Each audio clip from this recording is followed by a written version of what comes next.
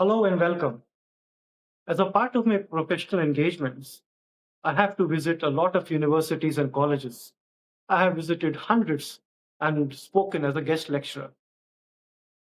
I find it interesting, and it's probably the way society has evolved over time, that when I ask students of who their role models are, almost never do you hear an educator or scientist name nowadays. It's mostly film stars or sports people. More tellingly, when I ask them about educators, should they be respected? All hands go up.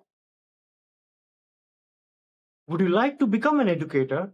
No hands go up. There is utter silence. Most educators today live in very difficult times with the internet completely ensuring that the students in the classroom are often smarter and more up to date than the educator. That is why today it gives me immense pleasure to welcome Dr. Brenton Burchmore, a renowned educator, much respected, much awarded, to hear his thoughts on how AI is shaping us, how the learners have evolved, and what educators can do to keep up. Welcome, Dr. Brenton. Dr. Brenton Birchmore, my first question to you would be, did you find your career as an educator or the career found you? How did it happen for you? The career found me, if I called it a career. The function of teaching, though, was hiding in plain sight for me. When I was working as an executive in the technology industry, my favorite part of the week was Friday lunchtime, where I would gather a few willing staff members in the boardroom over lunch and I would teach them something, whether it be technical or sales or something. And that was a highlight of my week. That was probably the first sign that I might have had another calling, but it was when I was asked to create a course for Charles Sturt University, an IT Masters, and they said to me, well, the lecturer we had in mind to run this can no longer do it. Can you just take it over and teach it? Having authored it, I said, well, sure, I can teach it. And that was the first of what is now 14 subjects that I've created for them in the 15 years since. So in that way, I fell into it. But I think it was always in my destiny. So interesting, the way people learn has changed a lot. You hardly see textbooks in the classroom. You don't see pen and paper anymore, although Sweden has gone back to pen, paper, and pencil now. People attention spans have got shorter. They find it difficult to concentrate on a 1 minute Instagram reel.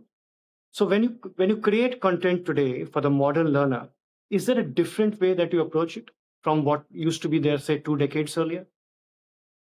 Absolutely. And you mentioned attention span, and it is absolutely true. And it's a side effect of the world we live in. And there's no point pushing against that as an educator. But I've had lecture times that started at 45 minutes 15 years ago, then got down to 15 minutes 5 or 6 years ago. And now we're putting them out at 6 minutes.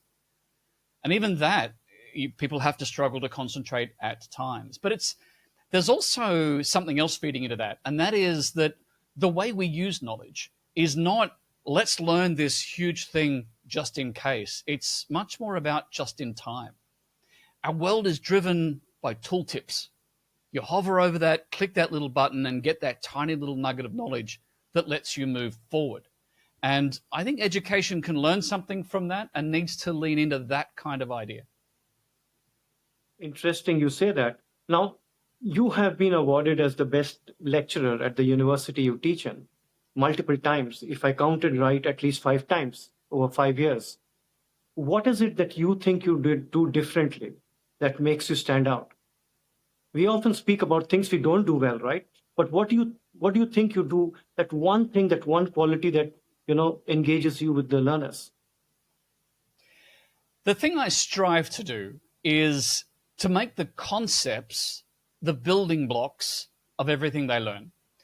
But more than that, to show them how the concepts of something new that they're trying to learn are actually quite similar to concepts that they might have already learned and already use.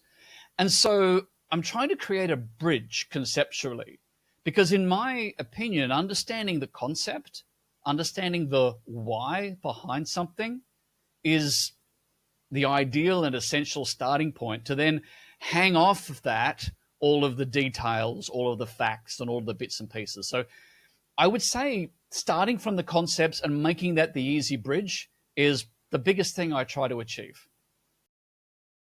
So I speak to a lot of educators, and in these times that we live in, often the students are smarter in the class with the smartphones than anything the educator is teaching them. If not smarter, at least more up to date. Is that demotivating or intimidating for most educators today? Well, I think there's always the potential for that to be intimidating or demotivating because the way we've valued knowledge previously and the way we've valued those who teach that knowledge is based on the recollection of facts. We still have institutions and areas of schooling that are based on the teaching and the recollection of simple facts. And in that regard, we cannot compete with the internet or with a smartphone, or now we can't even compete with an AI that'll simply talk to us. But where humans and teachers still have an enormous edge is the contextual relationship of those facts. It's the how to apply them, why do they matter, what's the right question, what's the right application of this answer to this particular scenario, not simple one-line question, but entire situation. And it's there that I think humans and educators have the real advantage. And it's there that we should find our strengths and have confidence in. That's very well said. So, one of the things that a rare student asked me who wanted to be an educator was, how do I do it? I know there are certain qualifications required. You can call them hard skills. I need these certifications to be able to start teaching. But what skills do I need to be an effective educator? What are the 3, 4, 5 top skills an educator needs to be really effective in these times? If I'm looking for the top 3, I'll give you these in a reverse order. One is that we need to, as an educator, meet the student where they are right now. And this is a recognition that every student has a different journey, every student has different accessibility, every student has different goals. And I have students that are just there to tick a few boxes and move on. And I have other students that want to deeply understand what's being taught. So as an educator, we need to respect that it's their journey. We are there to facilitate it, but they're the ones in charge of what they learn. So that would be number 3. Number 2 is that we need to keep things relevant. Everything we talk about, everything we teach, we need to be able to show its value, its purpose, its relevance, even if it's in a small context, even if it's in just this one narrow spot because that's what we're trying to teach. But anchor that and make sure that the student sees that connection. Because what we see a lot in education, traditional education, is things that the student is asked to learn, but they don't really see the point of learning it or where it fits or what it's good for. So we always want to try and anchor that. And number 1 is that we need to, and I think I've alluded to this before, but the most important thing is the why of everything. And this is the sacred space that educators do live in, that we own, and that I don't think a lot of non-educators are necessarily that keen on or that interested in. You find people accumulate a wisdom of the why of things in their chosen field, and that makes them more and more effective. But when you're just talking about the sharing of knowledge, we need to understand the why of everything we teach. And that's the thing that a student won't really get easily from other places or other sources. It's the tendrils that all connect and interconnect that is the educator's sacred space. And that should be the why, should be the question we always have an answer to. In the times we live in where, every insight, every piece of wisdom is carried in a 1-minute reel, the why becomes very important, because if they don't see the relevance and the connection, they get disengaged right away. That resonates Exactly. very well. How do you adopt something that sounds wise. It seems epic, but how does it apply?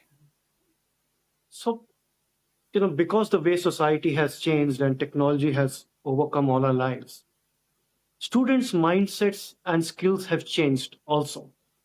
So today we have people saying that students are more curious, more confident, ask a lot more questions than in the past, but they lack communication and social behavioral skills. Is that true? Do you find that as well, or it is just people reminiscing and romanticizing the past?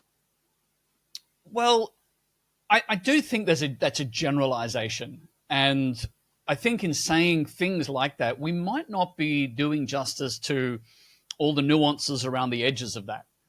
And even if we did collectively agree that there was a truth in that, I'm not sure that that necessarily guides us in any particularly useful way. Would I say people are more curious? Yes, I would say that.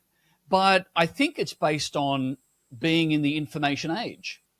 I think there's a world we live in that's rich with information and facts and anecdotes and useless or useful. And I do think this has created an increased capacity as well as a hunger for pulling things into the mind. Whether that's an inherent curiosity, perhaps, that's just another way of describing that phenomenon.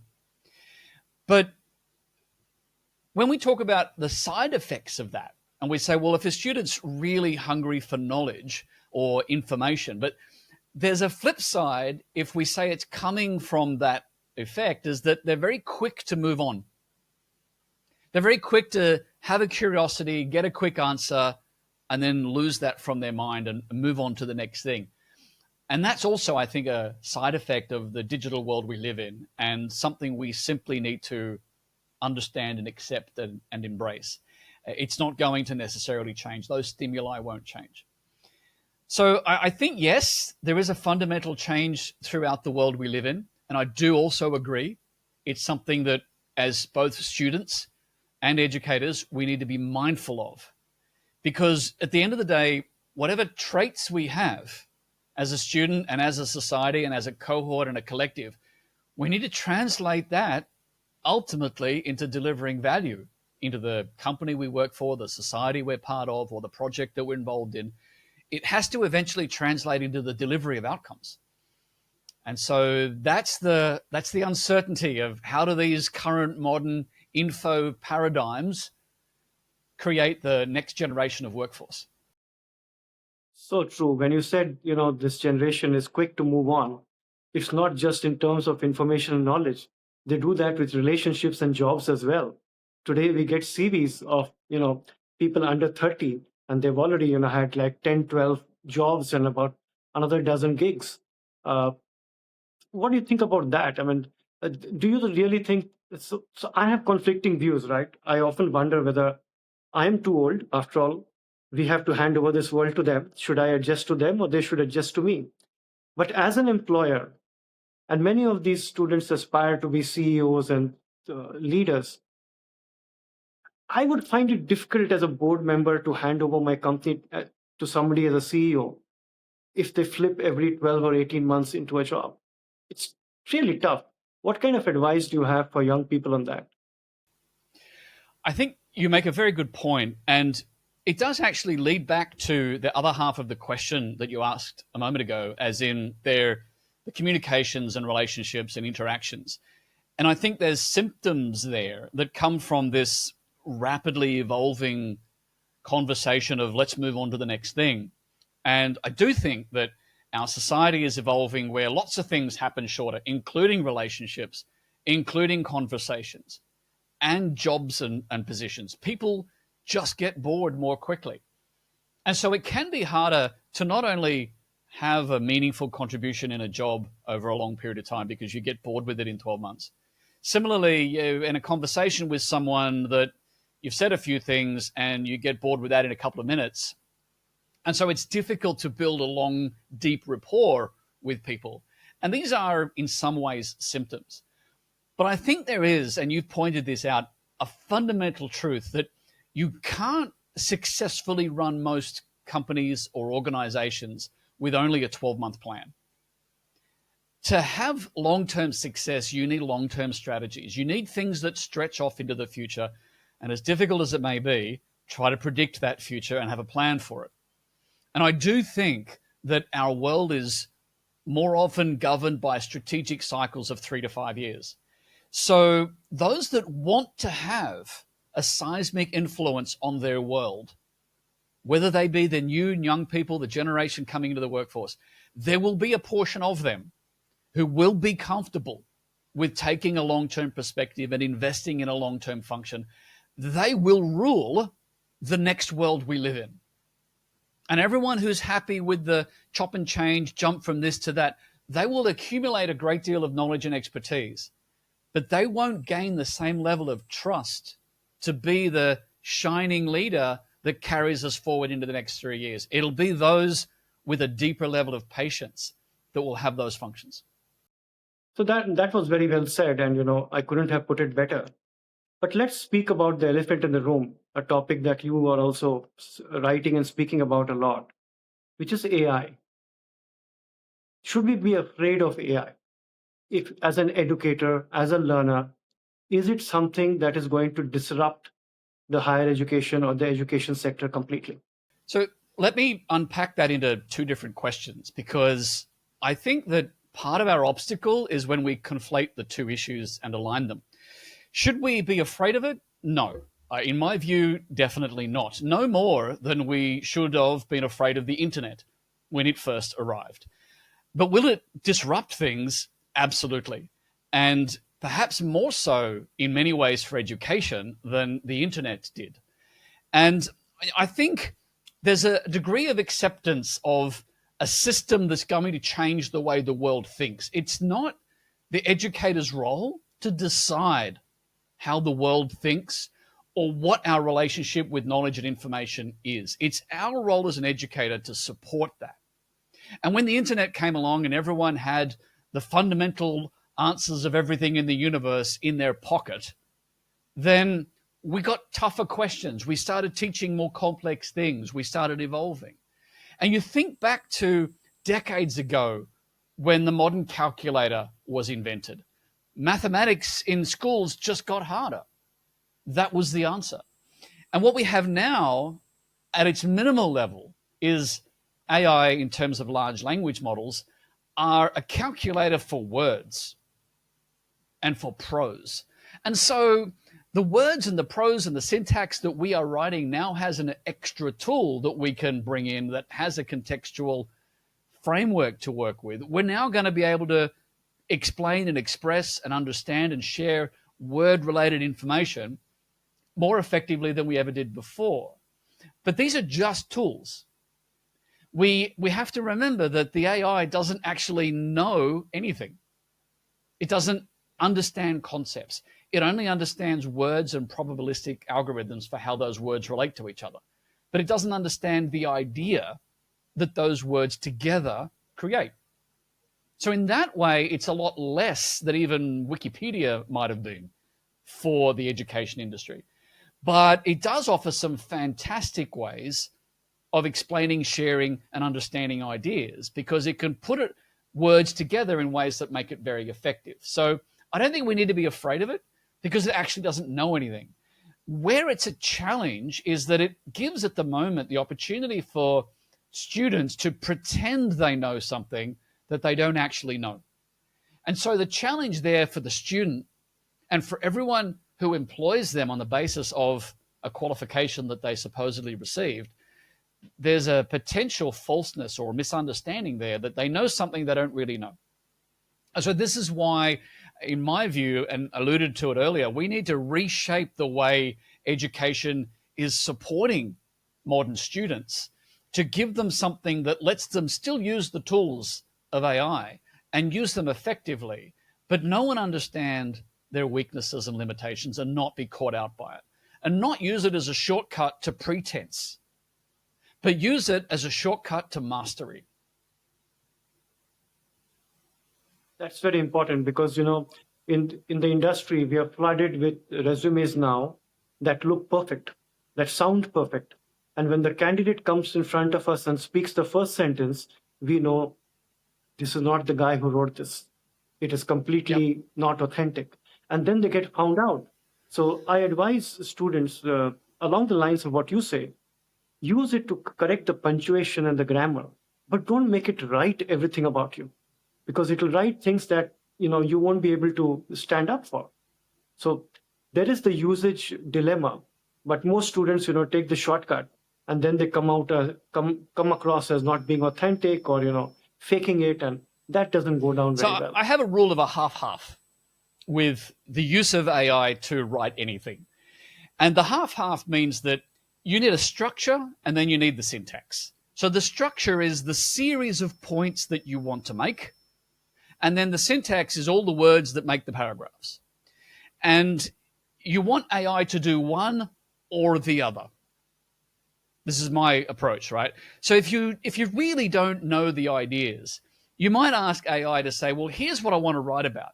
Give me a list of 10 dot points. Don't elaborate. Just give me the facts. And then we then understand those, research those. Maybe we learn from AI, but we learn them and then we write the paragraphs. And in that process, we've absorbed that understanding that may have originally come from an AI. Or we say to the AI, I know it. I know the points. I'm going to give you the dot points and I'm going to let you write the paragraphs because I already have the structure and I already have the understanding. I'm just getting you to fill in the details. But even then, we still have that core knowledge so that by the end of either process, we're not diluting what we know, we're enhancing it. That's a very collaborative way for students to work with AI. But let's look at the educators. How do you think they should adopt or adapt to AI? Because they are probably seeing these beautiful project reports and assignments. What do they do? So we've learned that most AIs today can pass with a credit, at least, on a good essay.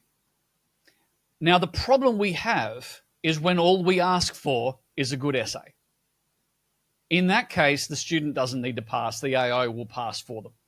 So it's rooted in assessment. It's not just about the knowledge we pass on, but it's how we assess it. And the problem we face as a global industry is the degree of investment, the proportion of funds that have been invested in assessment thus far is insufficient.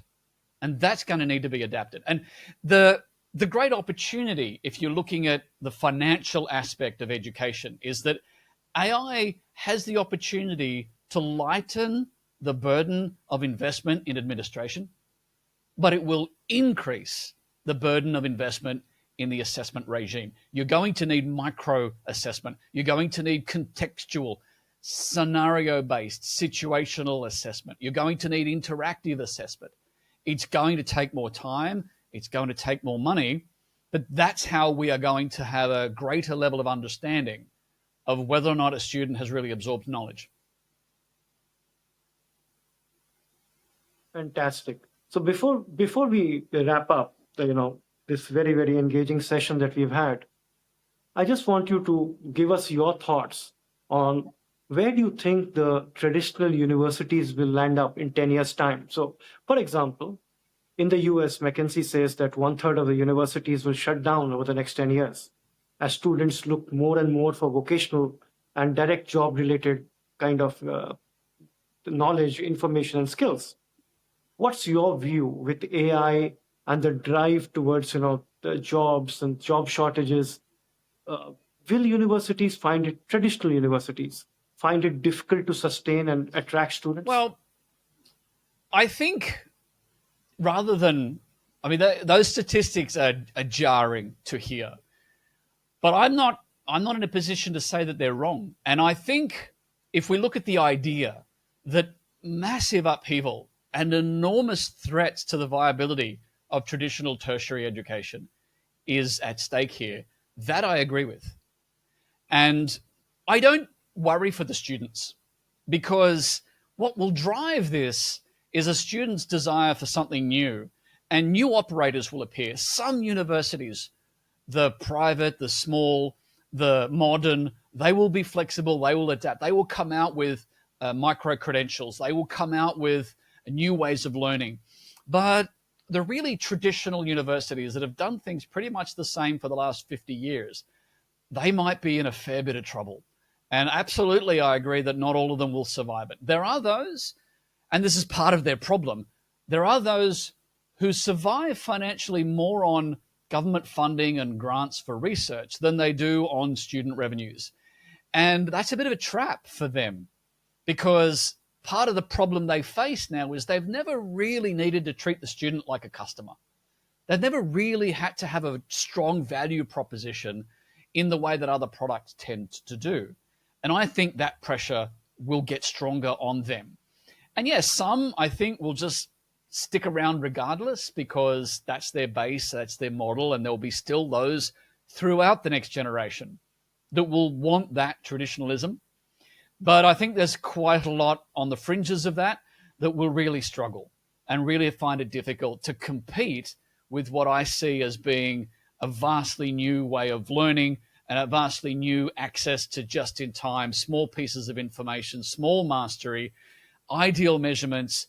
And employers, when they start to see a new paradigm of assessment, a new paradigm of learning, and if they start to really value the outcomes of those mechanisms, students will gravitate to it and they will move away from the traditional 3-4 year degrees that are already struggling to find students today. Agree with you. Those are refreshing insights for anybody, planning to set up a new university, because almost every week I meet people who want to set up a university without understanding the how and why and how to cater to industry demand. My final question, or something that I would like your thoughts on. Research shows that, we tend to like subjects or gravitate towards subjects where the educator teaching us was doing a really good job. And hence we developed an interest in that subject when we were in school. Later, we notice in universities that's easy to set up hard infrastructure, labs, buildings, and there are universities with beautiful campuses. They are all teaching from almost the same textbooks and giving the same certificates, holding the same exams. What the difference is, not what is being taught, but who is teaching and how, which goes back to the importance of the educator. What I want your final thoughts on is, how do we attract educators who come by choice? Because most of the educators today, not all, most, are in it by compulsion, not choice. How do we attract high quality educators into the system? How do they attract them? So as you asked the question, my head was leaning to answering a slightly different question. So I'll do that, but I'll bring it back to what you just asked. It's what I feel is the number one skill in terms of how important, and it relates to what you just said, which I fully agree with. What resonates with the student? And it comes from the degree of passion shown by the educator in the subject matter. And that passion is infectious. Now, what that means is that in this era, one of the most important skills of an educator is the ability to perform. You are a performer of passion for this subject. You are there to enthuse, excite, and show yours. And even if you don't have it as much as you show it, that's the performance. You are there to put on the best face of this knowledge and content. And that's really difficult for teachers to go in there and say, oh, it's another day, it's another difficult, but yet what we know works is when the teacher lights up when they tell us a point or teach a thing, and then the student lights up. We know that sticks more than anything else. What we need to do institutionally is honor that skill, understand that that's what real teaching is today, respect it, value it, support it, nurture it, which means we need to create an environment that lets educators, the ones that want to be there, that want to perform for their subject, let them do that. Give them the tools, give them the space, take the tension, the pressures, the dramas away from them. Let them be happy in the moment of teaching, and the student will be happy in the moment of learning. And in my view, that is the biggest way to transfer knowledge. I think that's very well said. That a lot of what is called a good educator, etc., is a part of being able to bring your complete energy, enthusiasm, creativity into a kind of a performance, which may intellectually not appeal to many, but that's how the modern world works. Brenton, thank you very much. Your thoughts, ideas, insights have been invaluable. They will help learners and educators across the countries we operate in. And I think they will find it really, really useful. Thank you very much. It's my pleasure. And have a good Thank day. you very much for having me.